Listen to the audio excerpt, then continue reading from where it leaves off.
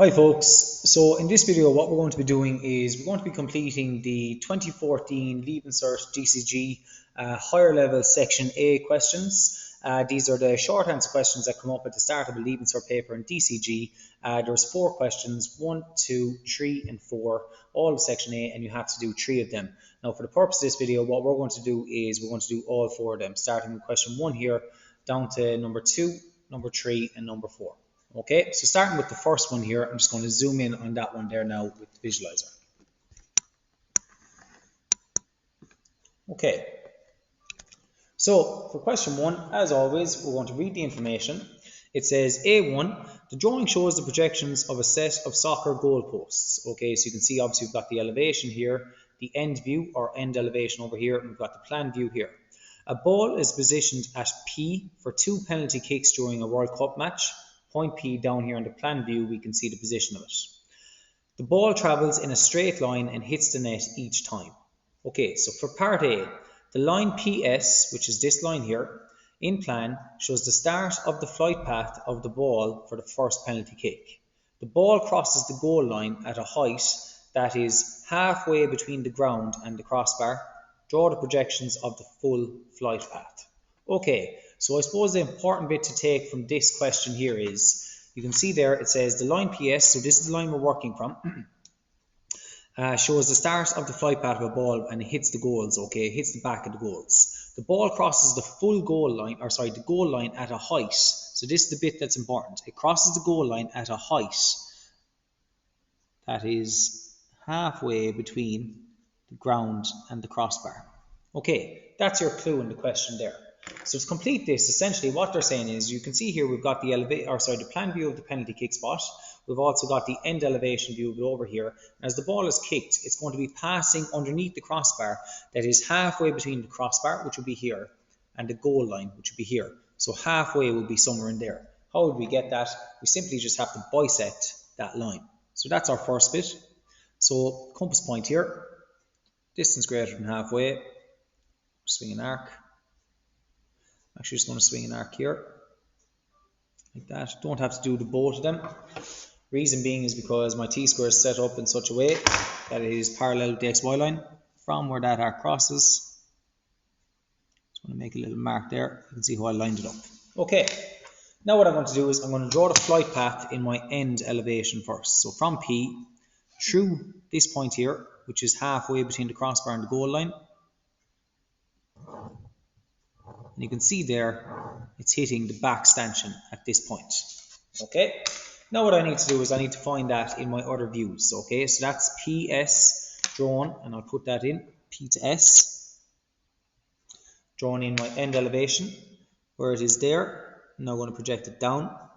As you can see, there's plenty of methods obviously you could use to project it from the end elevation down to your plan. You could go 45 degrees like this. You can use a 45-degree line and then bring it down. But the method they've used is by rotation. So from the corner of the elevation, I'm going to continue with their method, just to keep it neat and tidy. From this distance here, I'm going to rotate that around there, like they have done. And then that width, projected across here, I now need to find the plan view of it. To find the plan view, it's the line PS. I'm simply going to extend the line PS out until it hits that line. Because we know that's where it hits at the back. Okay, that there would be my S. Now that I've found it in the plan, I can now find it in the elevation.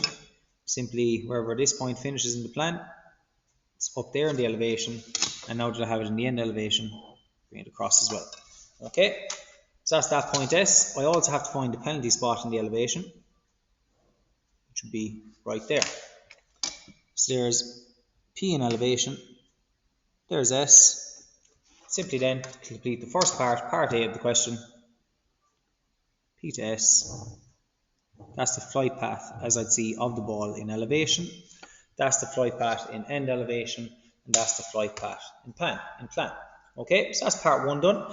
Part number 2, similarly, the line PT, which makes an angle of 15 degrees with the ground, so the horizontal plane is often identified as the ground, shows the flight path of the ball for the second penalty kick. Draw the projections of the full flight path. Okay, this one's a little bit trickier. Okay, often the B part, they're just going to test you a little bit more here. You've done the hard work in the part A. In the part B, they're going to test you a little bit more just to get the full marks in the question. So you can see here we've got the flight path PT and it's going to be going in this direction. Okay, the problem is we don't know where it ends here at the back. We can't determine it in the elevation, and we'll struggle to determine it over here in the end elevation.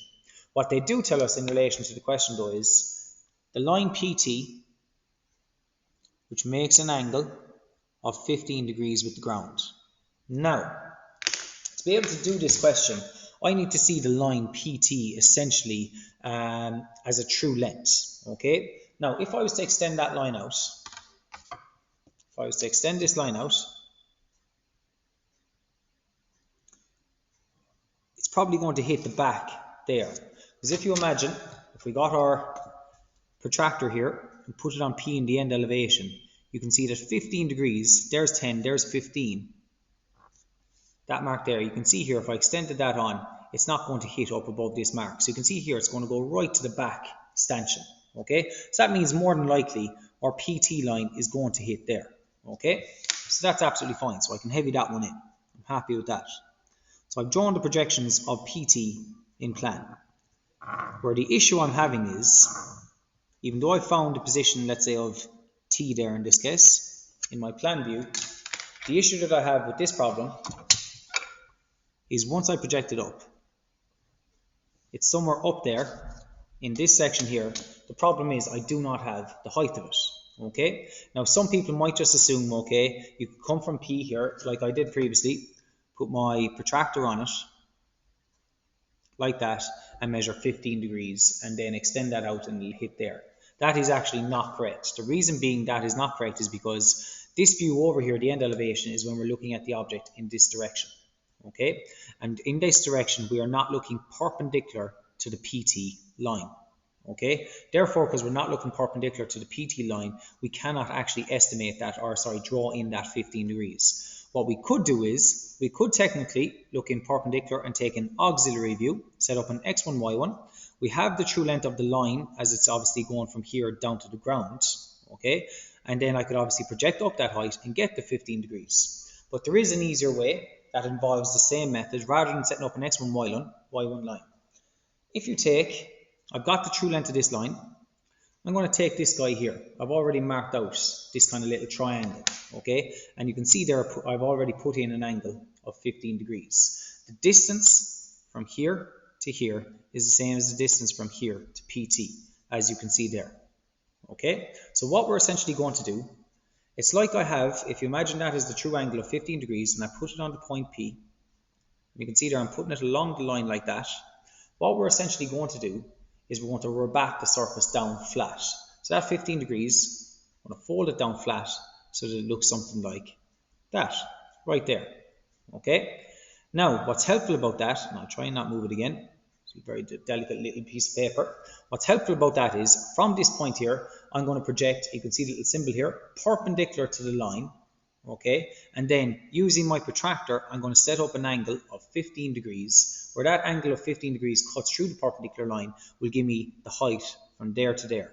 Now that I've actually got the height, I can mark that height up in both my elevation and end elevation. So that's what we're going to do.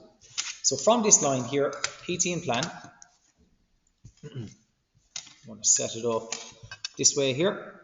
So with my set square like this, I'll zoom out there just to show you my setup. So with my setup like this, I can now slide the set square along, and I'm now gone perpendicular to it. Now I'll zoom back in. So now that I'm perpendicular to it, from this point here at the back stanchion, I project out a perpendicular line. I will get my protractor.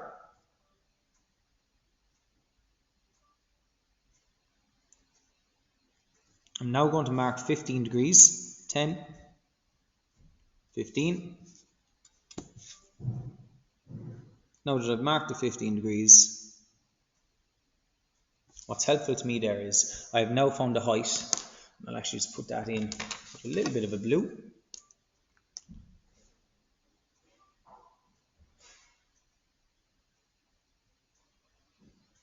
I have found the height there that I'm going to project upwards. So that now is the height that I can use in my elevation. I'm going to take that height on my compass, I'm going to mark from the XY line up. Okay, and I might as well actually put it in over here. I don't actually need to. Now that I've done that, I can project that across over here. It's a little bit too far there. And I can draw in my PT line as well. So that's the projections of the line PT in end elevation. I've found the point in plan, or sorry, in elevation I should say. Drawing in the projections of that line there in the elevation. So there you have it, guys. That there is the first question. Just to note the height that I did and where I took it for the explanation of the video. That height there resembles this height as well. Okay, so there's question 1 done, guys. That there is part A and part done for the football goals. We're going to move on to down here now. For the second part is this oblique plane problem. Okay, just moving the room there, set up the lights. Okay, so for the second question here, this is based on the topic known as the oblique plane. It says here, the 3D graphic below shows a piece of play equipment from a science museum. It includes a truncated hexagonal prism.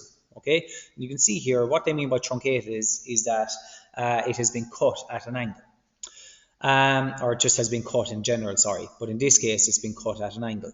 The drawing on the right shows the incomplete projections of a similar hexagonal prism which has been cut by the oblique plane VTH. Vertical trace, VT, horizontal trace H. The oblique plane is where a plane is cutting through our principal planes of reference, the vertical plane and the horizontal plane, and leaves behind traces where it has been cut. Okay, VTH are those traces. An auxiliary elevation is also given. So the auxiliary is also done on the X1, Y1 here. And then what they're asking us to do is, part A, complete the plan and elevation of the cut prism. Essentially what they're saying is, okay, hexagonal prisms after being cut by an oblique plane, okay, that oblique plane, we're seeing it here as an edge view. Okay, so it's important to note that is an edge view. I'm going to put in OP there, standing for oblique plane. So that line there is an edge view of the oblique plane. This point right here is a point view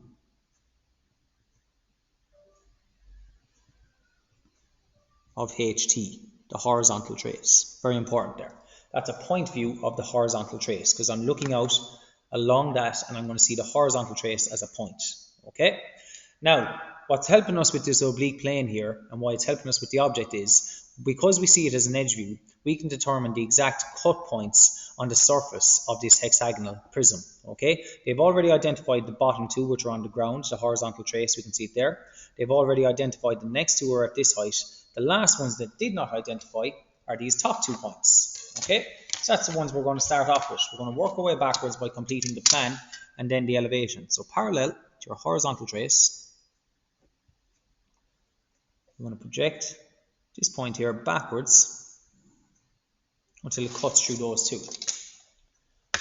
Now all I'm going to do is, where they are, I'm going to extend them out and out. And then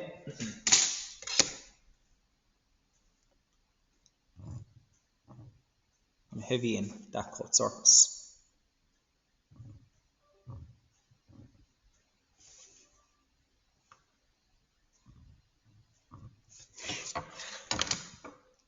So there is the cut surface, or the surface that has been cut by the oblique plane as we see it in the plan view.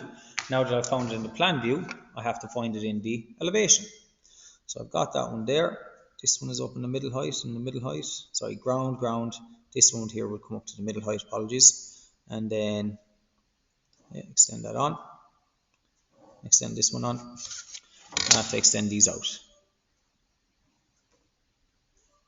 Okay, so to locate those points, one here on the ground, there's the second one on the ground right there. This one on the ground comes up to the middle height here, just that point right there. Then that one connects up to here, out to here, and over to there. Okay.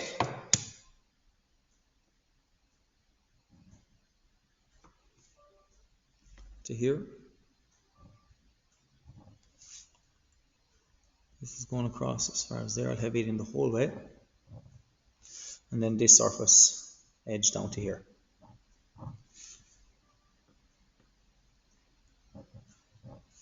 There we have it.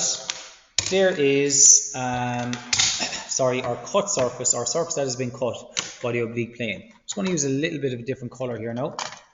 Go to yellow, just to identify it. So there's our surface. It's been cut by the oblique plane. Very faint in there now. A little bit higher, heavier if I can. So that's the surface. And then here is our cut surface. Just putting that in the yellow highlighter here. That's the cut surface as we see it in the plan view. And then finally, this is the cut surface as I see it in the elevation.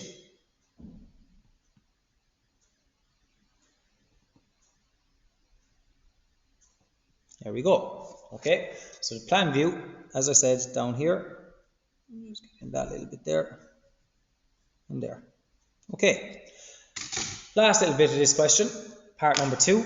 We've done the first part, complete the plan and elevation of the cut prism, or sorry, of the cut prism, and then part number B, determine the true shape of the cut surface. So on this cut surface, you can see here we've got 6 points, okay, and what we want to do is we essentially want to get the true shape of that cut surface. There's actually multiple ways you could go about this, okay. You could rabat your vertical trace all the way around and bring it down here and bring it onto the ground, okay, and then rabat those points around. But you can see here we've already got the true shape of, or sorry, we don't have the true shape, but we have the face of the cut surface as an edge view right here.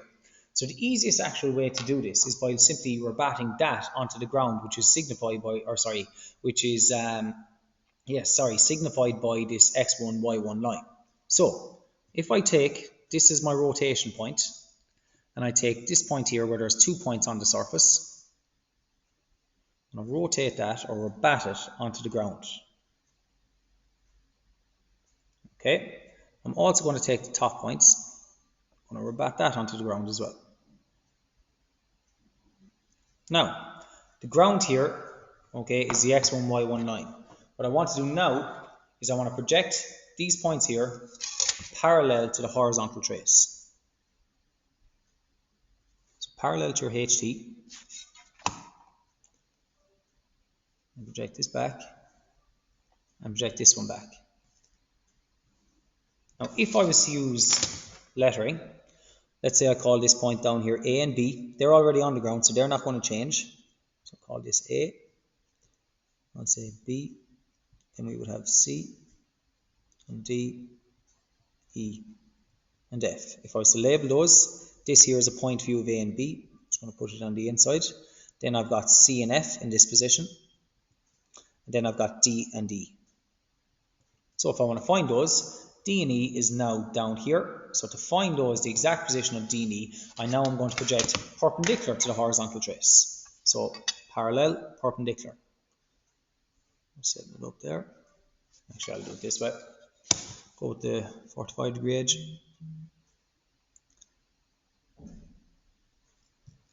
Other sets go underneath and slide along. Like that. So for D, project D out and project E out.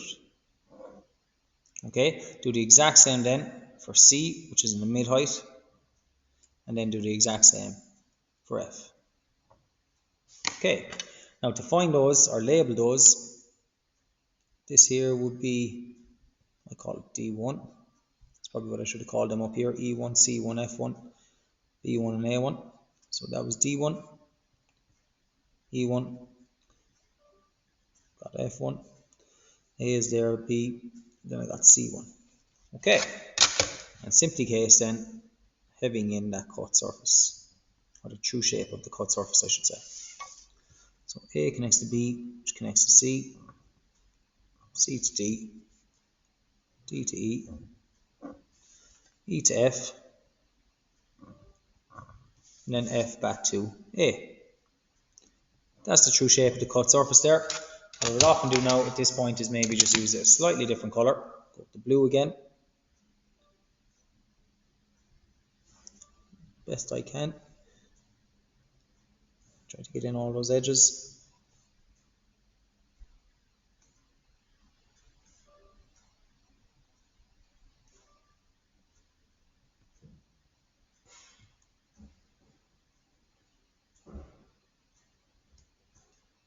Okay, there we have it, guys. That there is our true shape.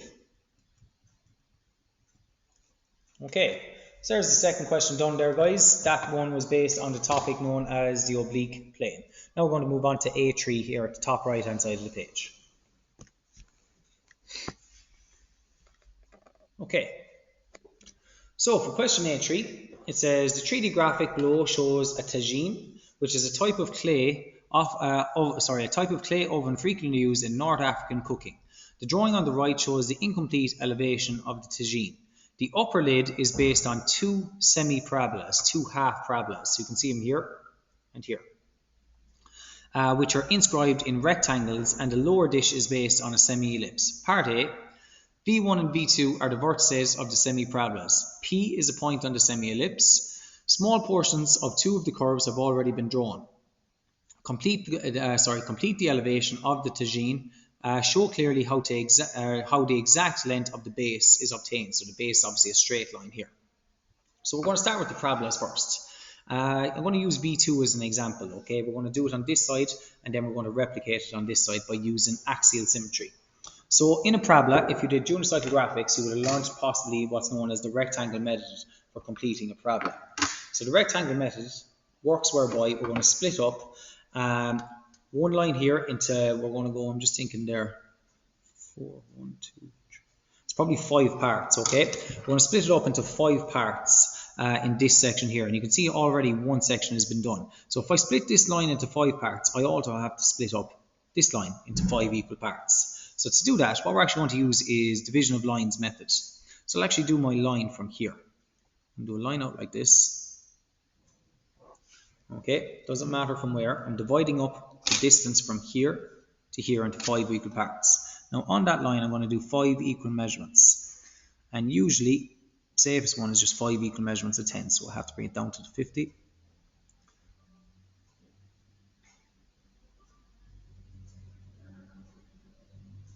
Okay, so there's my 5 equal spacings, 10, 20, 30, 40, 50. At the very last one, you would extend that to the other end of the line, like that. Now what you would do is you would use a simple method of sliding set squares by dividing this line into 5 equal spaces. By using sliding set squares with this line here that I connected to the end, I will then get 5 equal measurements. So the first one here should hopefully, you can see there, I'm happy with that, it's matching up with it. The second one, I'm not going to do the whole lines just for keeping the drawing neat and tidy. I'm just bringing it to the points, then marking. If you wanted, you could do the lines. But to keep it neat and tidy, you can see what I did there. Okay, now that I've divided up this line into 5 equal portions, I'm also going to divide up this line. Okay, the way I'm going to do it, once again, is just actually go this way this time, from the same point. And once again, do my 5 equal spacings of 10. Make sure I'm accurate. 4, 3, 2, 1. You can see the zeros right at the end there, so I just need to extend down my line. Okay, at the very last mark, you can see it up here just about. Right in there, I'm going to extend it to this line. That one there is the one that I'm going to use as my guide and step it back onto each one after that. And you can see there it's after working out perfect. There's the first one. I'll put them in this time so you get the idea.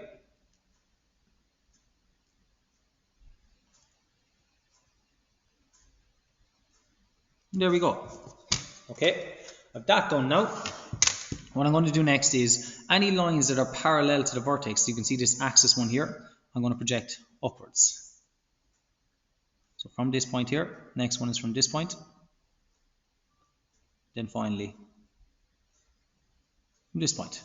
Okay, every other one of my points here, what I'm going to do is I'm going to connect them to my vertex.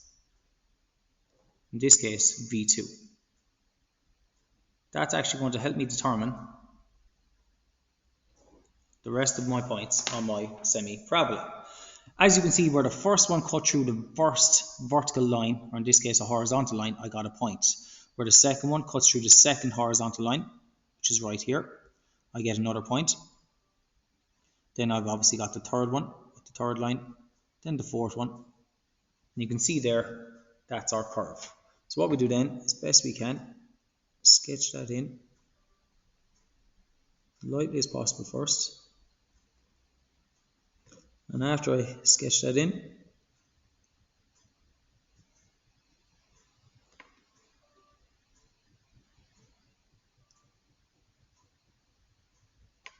I'll then heavy it in.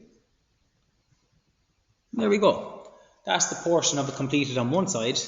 Now, rather than going through all that effort again, what I can do is I can locate the points on the opposite side by using axial symmetry. So from this line, extend it across.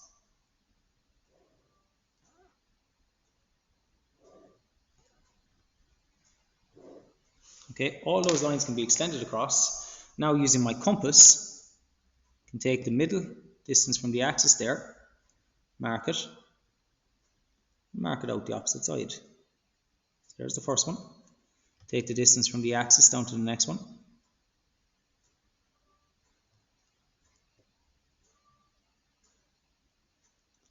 The distance from the axis to the third.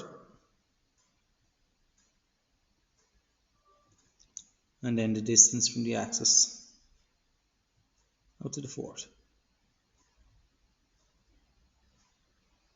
And then the fifth point is right here. So once again, as best I can, try and follow the same path of the original curve. Start up here and work my way down.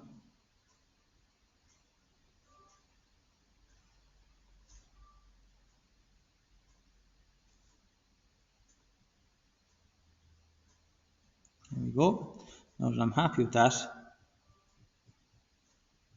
start by heavying in the curve. So just using simple axial symmetry. If you have it on one side, it can be replicated on the other without doing the work. Okay, so there we have it, folks. There is our two parabolas, or I should say semi-parabolas completed. Now what we're going to do is we're going to complete the bottom portion, which is semi-ellipse. Now in the semi-ellipse method, what we're going to do is we're going to split our curve, our major circle, which is a large portion of the circle, okay, or of the semicircle, and then our minor circle. We're going to split that into 30, 60 degrees.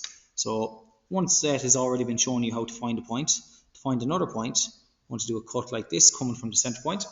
I want to do another cut going 60 degrees the opposite way. So we usually do 30, 60 degrees. Then finally, a final cut going in this direction.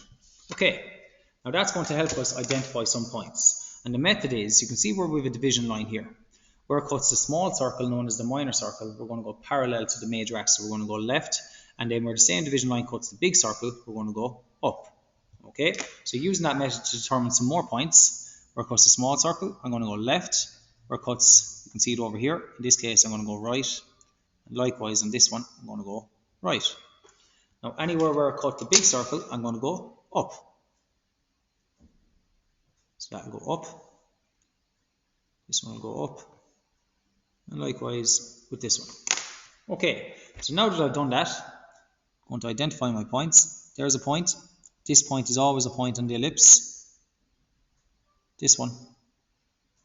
And this one. And obviously there. And once again, same method applies. We're going to sketch in our curve. So really lightly to start off with.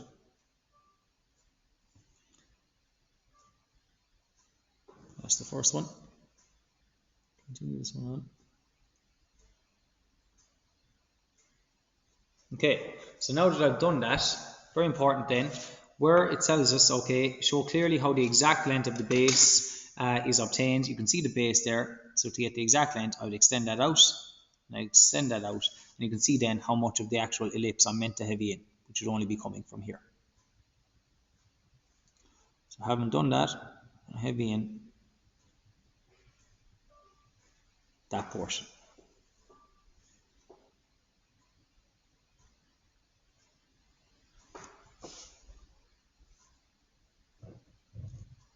Okay, so heavy in, sorry, forgot this part as well.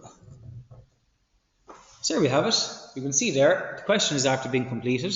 Part A done, where we're after drawing the semi-parabola and the semi-ellipse. Now what we have to do is part B, draw a tangent to the curve at point P. Once again, this actually relates to something you would have covered in junior cyclographics. So anytime we're getting a tangent to an ellipse at a given point, you need the focal points. To get the focal points, you take half the major axis, which is half the distance or half the radius of the large circle, or sorry, not half the radius, half the diameter, I should say, which would be the distance from the center out to the large circle. You're going to go to the top or bottom of the minor axis, which is at the bottom of the minor circle here, the smaller one, and you're going to swing an arc. So half the distance of the major axis, and you take it to the bottom, in this case of the minor, and you're going to swing an arc to cut the major axis both there and there. Those 2 points are significant. They are called our focal points, in this case F1 and F2. Now the method after that is really simple. Connect F1 through P. I often extend it on. I then connect F2 through P. And once again, extend it on. And by doing those 2 lines that are cutting across each other, we've got vertically opposite angles, okay? I have an angle inside here, which is opposite this one. If I bisected that angle, I wouldn't get a tangent because the line would be going through the ellipse. Whereas I've got 2 angles here, you can see here they're actually obtuse angles. There's one, and here is the other, okay? If I bisect either of those angles, I actually will get a tangent, okay? So what we're going to do is we're going to bisect the correct angle. So in this case, the angle I'm actually going to bisect, I'm going to use this line here. So you can see here, I'll extend my arc out to about here, swing an arc.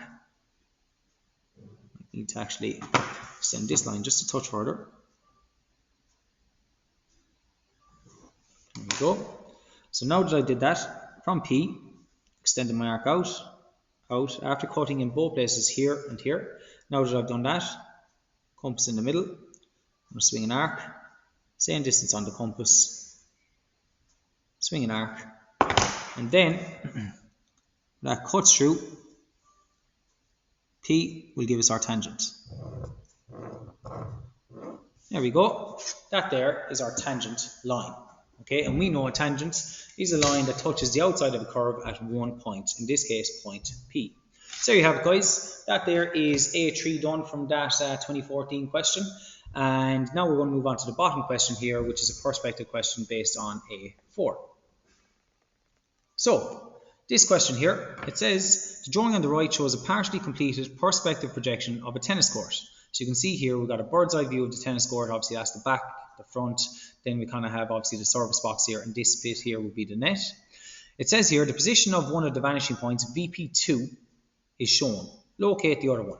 Okay, perspective question. Okay, you've got a spectator here. You can see here it's kind of like a green line. Now that green line, how they found VP2? They went parallel to any edges that were running in this direction from the spectator up to hit the picture plane. Where it hits the picture plane, they projected perpendicular to the picture plane down to hit the horizon line. That gives you a vanishing point. So we're going to apply that same method, only this time on lines not that are going this way, but any lines that are going in this direction. So in this case, just using my t-square and set square, my lines are going vertical. So from the spectator, I'm just going to go vertical like that. Okay, now that I've done that, I need to project perpendicular to my picture plane, PP. Okay, and you can see here we've already got lines going perpendicular, so I'm just going to use sliding set squares on one of the lines I already have. And then from this point back up here, I'm going to mark down like that. That there is known as VP1, first part of the question, because this one was called VP2. Okay, now the next thing it's going to ask us then is complete the perspective projection of the tennis court and the net. Okay, they actually have us already given the net here.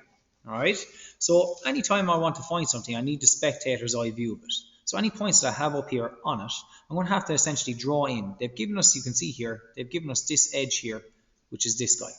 Okay, and to find this point here, what they would have done was they got the spectator's view of it. So they lined it up with the spectator, but where it hits the picture plane, they project it down because that's the spectator's view of it when it hits the picture plane. I have to do the same for all the other points. So I'm going to need this one. So what I often do is I just project them, or sorry, extend them to the spectator, but I often stop it when it hits the picture plane. The next one I'm going to need is this one. This one is already given to me. Yeah, I'm happy with that one. And just looking here as well, I'm going to bring down, actually bring down this one as well. Two more to bring down, sorry. But this one.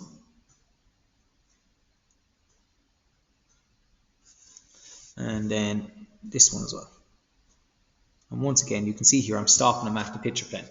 Now, what I'm going to do is, first of all, if I want to get the overall rectangle, okay, I've got 2 points here already. I've got this one and this one. Now, this line is running in this direction, and this one is running in this direction. That means they have to be projected to VP1. So, from here, they're going to go out to VP1 and VP1. Now, the question is, where do they end? They end, well, this one here will end back here. That's where we know in reality it ends, but we want the spectator's view of it. So the spectator's view of it will be when it comes down here and it hits the picture plane.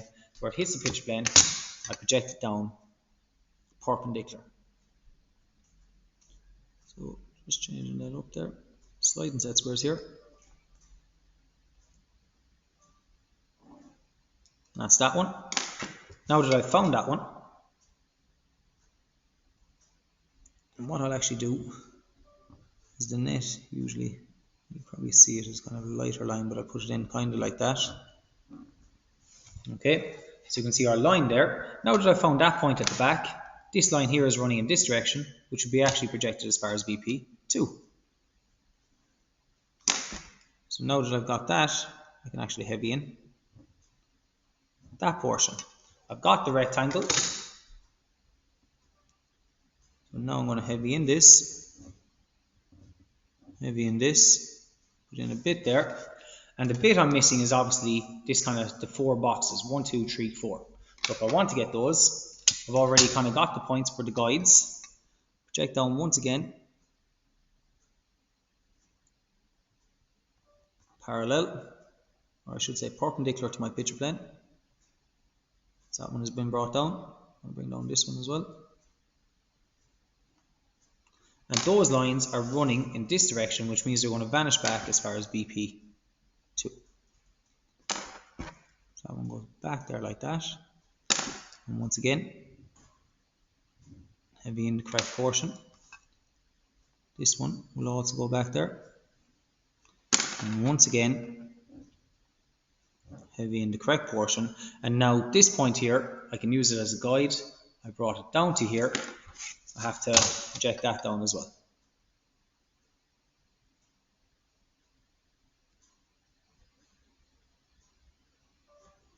I can see it there. Oh, that's in the middle of the line. You can see right there. Now where it hits there, the line is running in that direction, so it's going to vanish over to VP1. And once again,